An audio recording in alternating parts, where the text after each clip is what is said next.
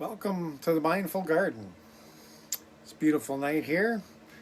We're just going to start out as usual and start with 3 deep breaths and breathe deeply and get ourselves centered and can talk about our conversation, which is just conversation tonight, I think. So 3 deep breaths.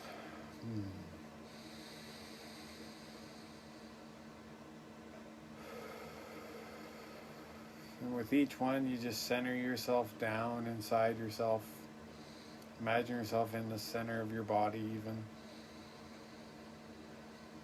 where you feel your heart and your intestines and all of the parts of your body.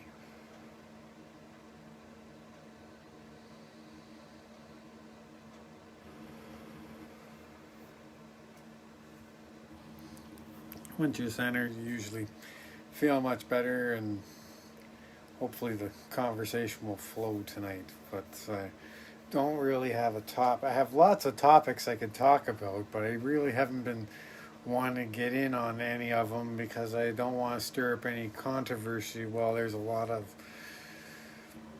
lockdown going on. So I'm holding off on pushing the boundaries at all. So I haven't really wanted to touch on anything that's risky subject matter like conspiracy theories or anything like that. I suppose we could talk about aliens a little bit and how some people see them as real, and like there's multiple ways they could be real, which is interesting to me. Like when you think about it from a strictly scientific standpoint, going from the modern perspective, like the modern perspective, you look at the universe and there is no way that you cannot look out in that universe and say that there isn't going to be some form of life somewhere else in the universe. How intelligent and all that is up to anybody, so it's just it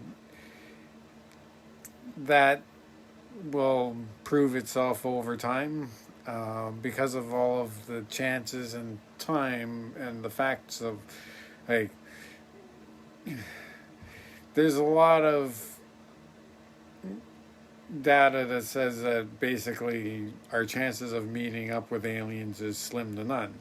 But at the same time, there is the possibility that maybe they already are here and visiting us on a regular basis, and we are just not aware of them because they are able to manipulate space and time in a way that makes it so that we cannot perceive them, which could be a possibility if, like, you think anything that can travel the space and time faster than the speed of light, or folding space and time, or anything like that, they're going to be able to manifest and do things that are quite amazing from our standpoint. Like things like make a ship that, wow. You'd have to just go on a little sci-fi adventure if you want to go down that rabbit hole. There's so many possibilities within the realm of physics that could be made given the right amount of energy, power, and all of that. It's just a matter of harnessing that kind of power, like the power of a star would take to travel space and time. Like, but who knows, like, what we might be able to develop in our own technology over time, which is kind of a interesting thing to think of. Is like, the way I think of it is maybe we develop into the aliens as we go, as we learn to get off this planet because we're smart enough. Like, I don't want to say it's because we're smart enough. We are lucky enough to have the perception of seeing what has happened to other generations of life on our planet. So in seeing that, we can see the cataclysms before they come, and in doing that, we can prepare. And being able to prepare for things makes you lucky, right? So if we want to continue life Earth life as we know it a little bit, if we can learn to take that and bring it into space in some way, shape, or form, and we're getting there. Like technology's getting there. Like slow and steady wins the race, and good practiced way into space makes sense.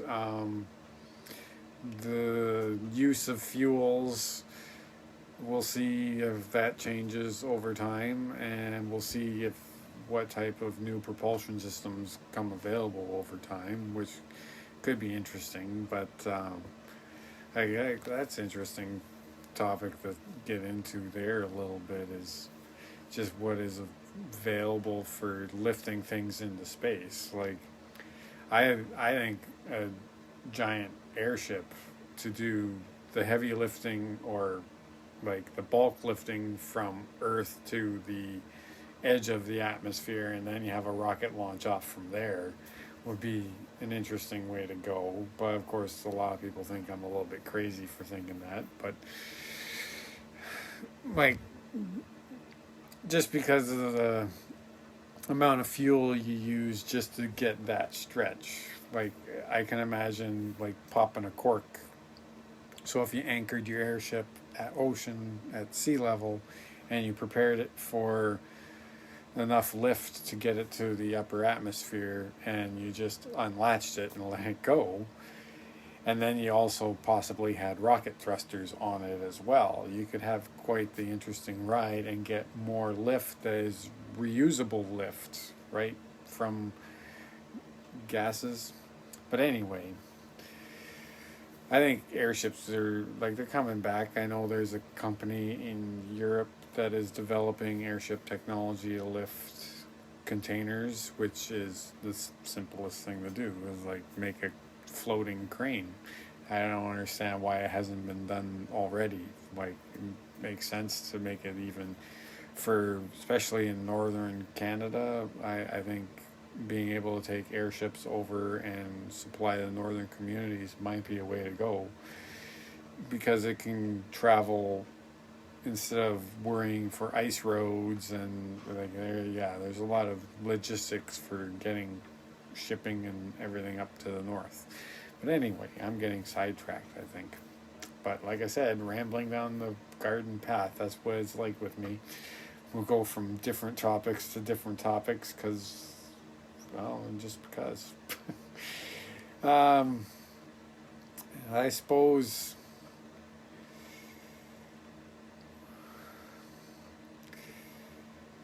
people wouldn't think that us going into space is necessarily an important thing, but I think it is, because of the resources that are available up in space, just asteroids to begin with. It's like, if you can get manufacturing that is space-based, and then you just drop things off on Earth, which is the easiest way to do things, then you're dropping resources on Earth, and you're expanding Earth slowly through resources, just like Earth already grows from asteroids and everything falling on her in a steady dust.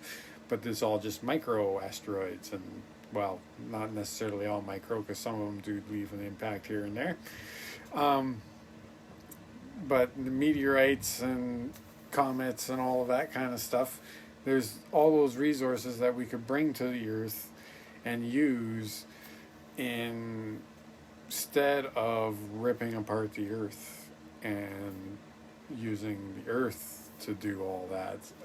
We can give Earth time to just bring up the resources as she has her changes in her self, and utilize it gently that way. But if we get it up into space, there are asteroids that are out there that are worth more than the world economy. So like, when you think about it that way, it makes sense to put some resources to that. And like, when you think about like, everything is recyclable if you're smart about it. And everything, like, we waste a lot of stuff for no reason, really. And if we made everything more durable and more recyclable and more just just smarter design, basically, and did away with this toss away society, we would be much more advanced faster as a total human race because we could share things easier. Like someone's old iPhone would last a lot longer if it could be rebuilt and reused for years to come. And it just gets passed down and it's like eventually like they're free at the library, right? Could you imagine? Like you go to the library and you just get the old generation phone for free to have a phone for yourself, and that's how you deal with it, or something like that. Simple as that. We could have a more sharing economy if we did it that way. Like the latest things are the things that cost you money to have, and then as it gets down, it gets to the point where it can be rebuilt and reused, and everybody continues to use it over and over again. Like if we respected our resources more, we could easily afford the resources to get into space, to tap into the resources of space, to give it so we have even more resources on our planet, especially resources like heavy metals like gold and platinum and titanium and even iron ore. They even talk about iron ore asteroids being worth incredibly large amounts of money just because it's that much iron. But like, could you imagine if you keep that iron up in space to build space-based society, basically? Like if you could make it so you could build a structure big enough to have it so that we could have artificial gravity in some form, and then we could have it so that yeah. But anyway, that's just, I see a bright future for the human race, and I think if we put our heads together, we can heal this planet easily. I think it's just a matter of geological and environmental engineering, really, and we're smart enough to do it. I know we are, because I can see ways to fix it in my own mind, and I can't imagine us applying with computer models and other professionals seeing the same sort of things I can, being able to remanufacture the environment in a way that it's regenerative. And like if we use space-based resources instead of digging up the earth as much and polluting the earth as much, like could you imagine just the possibilities once we unlock that barrier? And that's this thing is like, once we unlock the barrier and get it so that we can have a safe way to inhabit space, that's all we have to do. And the research is being done right now. They're putting it so you practice in zero G, but it's not so good so far.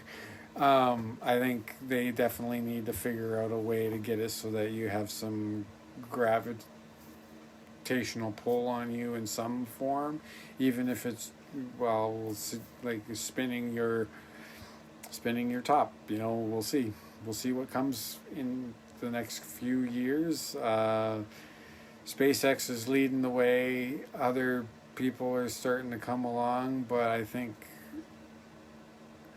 they got a lead that a lot of people aren't going to be able to catch up with for a while, except maybe a few countries coming together to really step it up a little bit. I think like maybe like could you imagine if India, China, and say, well, like, yeah, if you imagine like the Asian countries all came together and decided to work together to create a more spacefaring society as well, with all the technology combined, like that's some real competition. But right now, SpaceX is leading the way. They got their giant pop cans they're flying, and people are going to be playing catch up for quite some time because they're launching pretty big payloads up whenever they feel like. So, anyway, that's a little bit of a good one for tonight. Sorry for a little bit of a ramble, but I'm trying to get back on practice, and it's hard to get into the right groove for some really good in-depth topics. So it's better just to have a rambling one sometimes, just to break the ice back the way it is. Anyway, let's close out with a prayer. We got to open up those hearts and open up those minds. Um, Yesterday in Canada and lots of nations around the world was a Remembrance Day because of the end of the First World War and so forth. So as part of that, I'm also including in my prayer remembrance for people who sacrificed their lives for causes, and I'm not going to even say if those causes are in vain or not. But yeah, let's put it out there for everyone and open up hearts and minds. And you guys have yourself a good night. Walk the peaceful path, warriors of eternal light and darkness.